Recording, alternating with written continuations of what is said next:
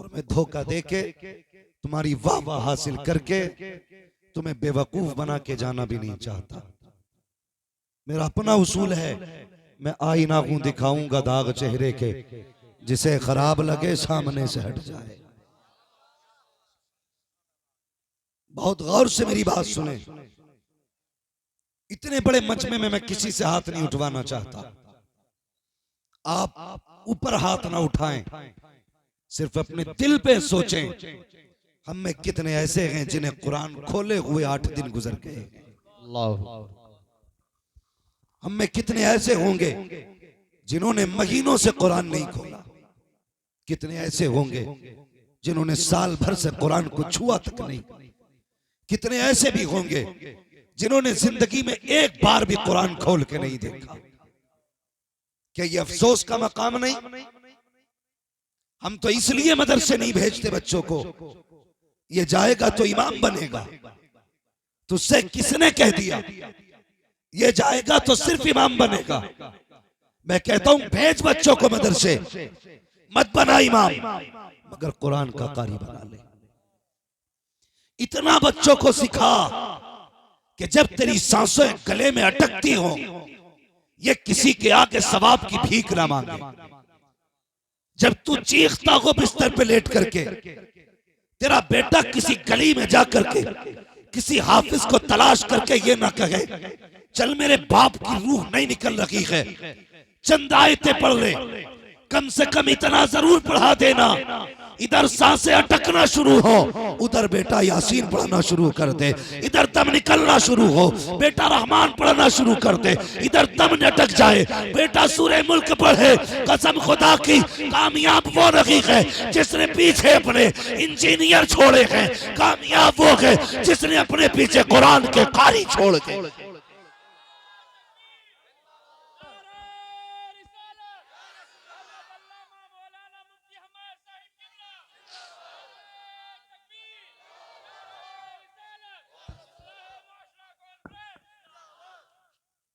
भाई पढ़ो, तुमसे किसने कह दिया कुरान वाले सिर्फ इमाम होते हैं? क्यों ये सोच रखते हो? यह अलमिया नहीं कौम का? कब कब कुरान खोला मुझे बताओ। मैं हर मकतबे फिक्र के बंदे से सवाल करता हूं, कोई तखसीस नहीं। कब खुला कुरान? जब मां मरी तब कुरान खोला गया, जब बाप का तीजा आया तब कुरान खोला गया, जब बरसी आई तब कुरान खोला गया। बता, जब तेरे बेटे का अकीका था तब कुरान कहां था? जब तेरे बेटे के सर पे सेहरा बन रहा था तब कुरान कहां था? जब तू तरक्की दुनिया में हासिल कर रहा था तब कुरान कहां था? कब खोला कुरान? जब जिन्नों ने घेरा तब कुरान खोला गया, जब भूत घर में आए तब कुरान खोला गया, जब बीवी पे दौड़े पड़े तब कुरान खोला गया, जब मुसीबतों ने आके घेरा तब कुरान खोला गया। और मेरी कौम के जवानों, ये कुरान मैयत के लिए सिर्फ नहीं आया था, ये तो जिंदगी के लिए आया था। तुम्हें कैसे चलना है ये कुरान में देखना था, तुम्हें कैसे बोलना है ये कुरान में देखना था, तुम्हें कैसे रहना है ये कुरान में देखना था, तुम्हें जिंदगी कैसे गुजारनी है ये कुरान में देखना था, तुम्हारा मैयार क्या हो ये कुरान में देखना था। कुरान मारने के लिए नहीं, कुरान जिंदा करने के लिए भेजा। अल्लाह, नारे तकबीर, नारे तकबीर, नारे रिसालत, नारे रिसालत, अज़मते कुरान, अज़मते कुरान, इस्लाहे मुआशरा कॉन्फ्रेंस, नारे तकबीर, नारे रिसालत। सुभान अल्लाह, माशाअल्लाह। कब खुला कुरान? जब कोई मरा तब कुरान खुला, जब किसी की सांसें अटकी तब कुरान खुला। या कब खुला? जब बेटी को रुखसत किया गया। बहुत गौर से सुनना, बेटी रुखसत होती है, गाड़ी में आने लगी, परिवार कहता है पहले कुरान रखो फिर बेटी आगे जाएगी। गाड़ी में बेटी से पहले कुरान। जब ये ससुराल पहुंची और गाड़ी से उतरने लगी तो ससुराल वालों ने कहा नहीं, इसके सर पे कुरान का साया करो। तब घर के अंदर लिया जाएगा। और मेरी कौम के जवानों, हम बेटी को रुखसत करते वक्त कुरान गाड़ी में रखना जरूरी समझे, घर में लाते वक्त उस पे कुरान का साया करना हमने जरूरी समझा। अगर जरूरी नहीं समझा तो बेटी को कुरान पढ़ाना जरूरी नहीं समझा, उसे कुरान सिखाना जरूरी नहीं समझा। यही वजह है जो कुरान तुम जगेज में देते हो, बरसों बरस बीत जाते हैं, उसकी गर्द उड़ाने वाला कोई नहीं होता, उसकी मिट्टी साफ करने वाला कोई नहीं होता है। यार फ्रिज रोज साफ किया जाता है, टीवी पे रोज कपड़ा लगता है, घर के अंदर रोज पोछा लगता है, लेकिन कभी कुरान से गर्द उतारने का न तुझे मौका मिला, न तेरी बीवी को मौका मिला। कौन उतारेगा गर्द? वो उतारता है जिसे कुरान पढ़ना आता हो। न इसे कुरान पढ़ना आता, न बीवी को आता है। मैं कहता हूँ जरूरी ये नहीं था जगेज में कुरान दिया जाए, जरूरी ये था कि बेटी के साथ उसके सीने में कुरान की दौलत अदा की जाती। क्यों नहीं पढ़ाते बेटियों को? रखे रखे कुरान पे गर्द जम गई, कोई गर्द उतारने वाला नहीं। हाँ, सजदे में गिर के कह रहे हैं अल्लाह खालिद बिन वलीद कब आएगा, मोहम्मद बिन कासिम कब आएगा। अमाल हैं तेरे।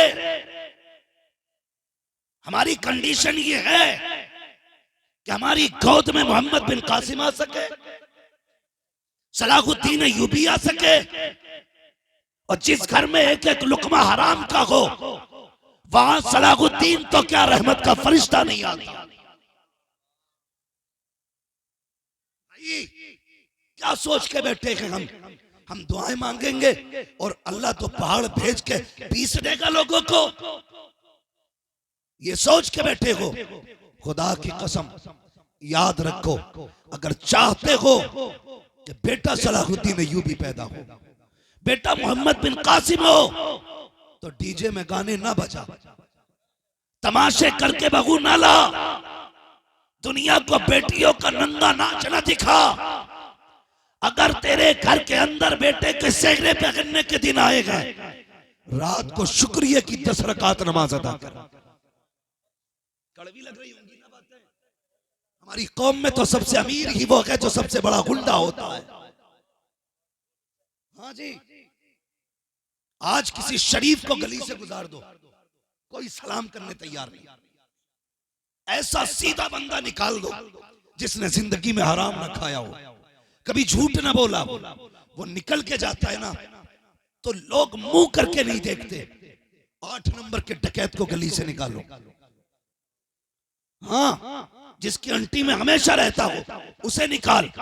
पूरी कौम कहती प्रधान सलाम अलैकुम, ठेकेदार सलाम अलैकुम। तुम उसे सलाम करते हो जिससे डरते हो, उसे सलाम क्यों नहीं करते जिससे कायनात के रब भी प्यार करता हो और रब का महबूब भी प्यार करता हो। हमारी तो इज्जत का मेयार भी ये है, हम उसे प्यार कर उसको सलाम करते हैं जो सबसे बड़ा गुंडा होता है। ये कड़वी सच्चाई है।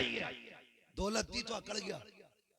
मुझे बता क्या लफ्ज़े सेठ से तकब्बुर की बू नहीं आती? किसी के नाम के साथ फला सेठ आ रहे हैं, फला सेठ आ रहे हैं। खुदा की कसम कायनात के सारे खजानों और पूरी मिल्कियत का मालिक सिर्फ अल्लाह है। किस अकड़ में है? सेठ है तू, एक फोड़ा निकालेगा यहां से, जितनी 7 पुश्तों से कमाई गई थी 3 दिन में बिक जाती है।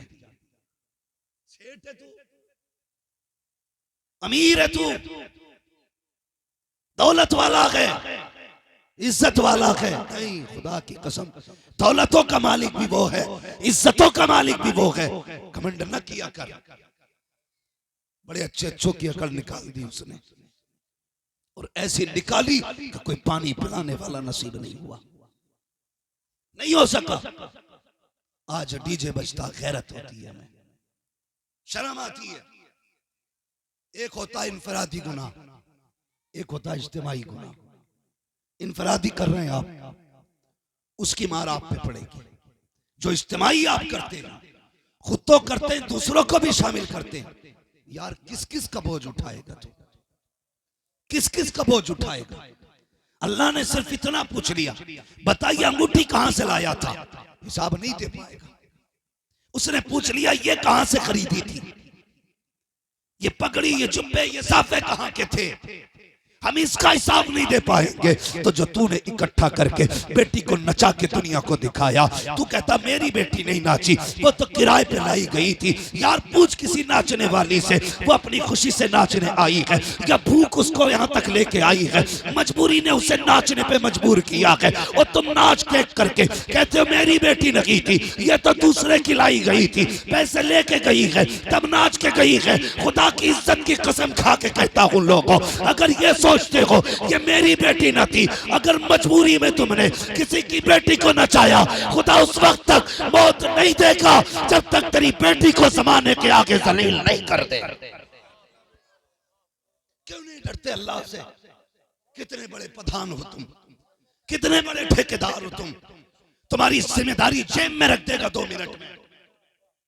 2 मिनट में हमारा कौम का मौलवी अगर ये कह दे, ये कह दे भाई ये जो पैसे आतिशबाजी में लगाए हैं, ये जो बारात में लगाए हैं, दे देते थोड़ा सा, ये जो तुमने 10,000 का डीजे किया है, ये 10,000 हमें देते, हम 5 पंखे लाके लगाते, इससे कुरान पढ़ने वालों को राहत मिलती।